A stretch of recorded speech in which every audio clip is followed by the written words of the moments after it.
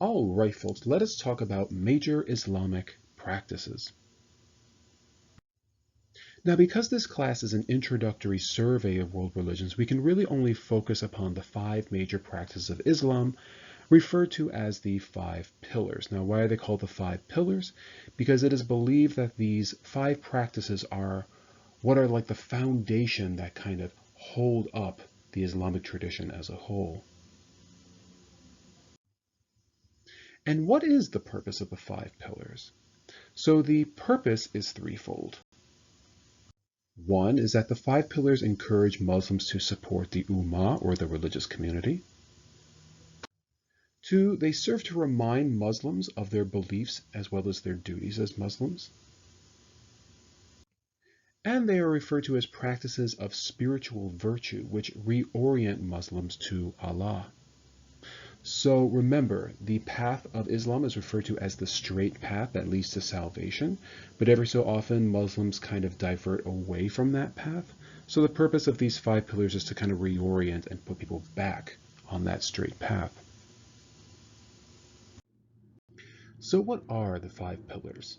Well, they would be the Shahada, Salat, Zakat, Psalm, and Hajj. So let us begin with the Shahada. So the Shahada, which is translated as the witness in Arabic, refers to the frequent recitation of the creed, "There is no God but Allah, and Muhammad is his messenger."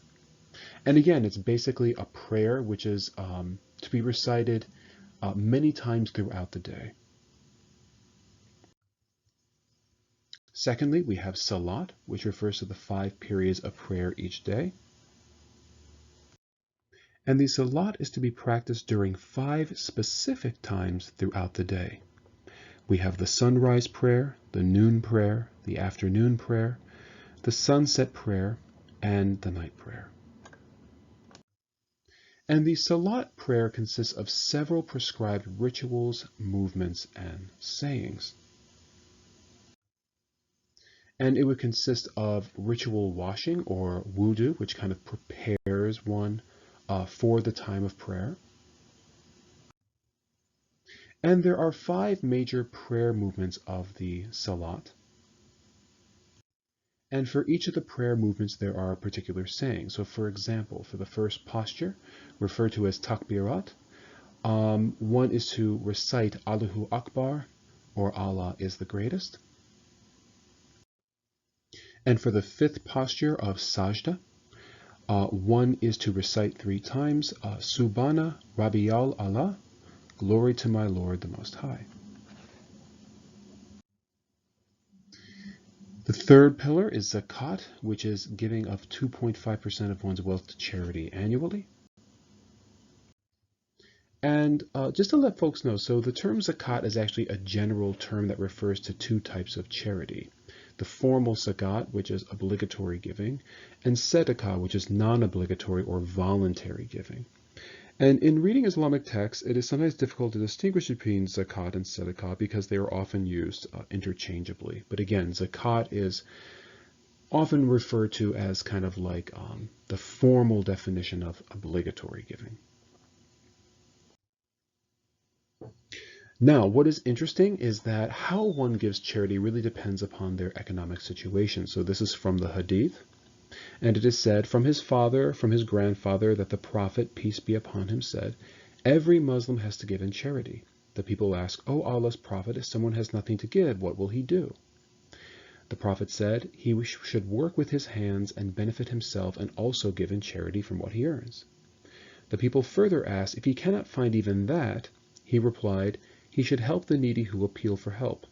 Then the people asked, if he cannot do that, he replied, then he should perform good deeds and keep away from evil deeds, and this will be regarded as charitable deeds. So in other words, if one has money, give to charity. If one doesn't, then one should dedicate some of their wages to charity. If one doesn't have that, then one should just give from time to time to the needy who appeal to them. And lastly, if one really has nothing, then good deeds will be counted as charity. Fourth, we have Psalm or fasting during the month of Ramadan.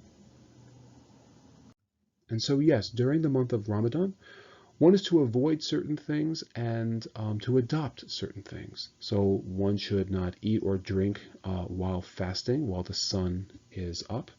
There's to be no arguing or fighting, no smoking, no swearing. And instead, one should dedicate themselves to their 5 daily prayers.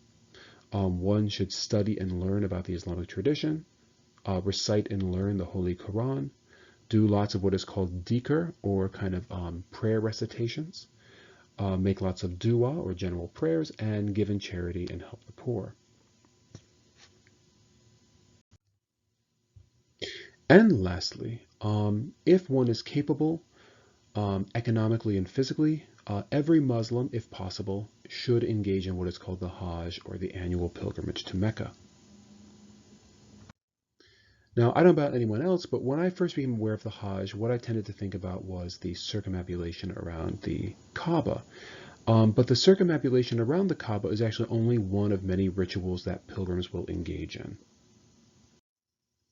Indeed, the Hajj takes place over 5 days, and there are 6 major rituals. One begins with Makkah, or circumambulating around the Kaaba, but then move on to other rituals and then end once again at the Kaaba to circumambulate 7 more times before the conclusion.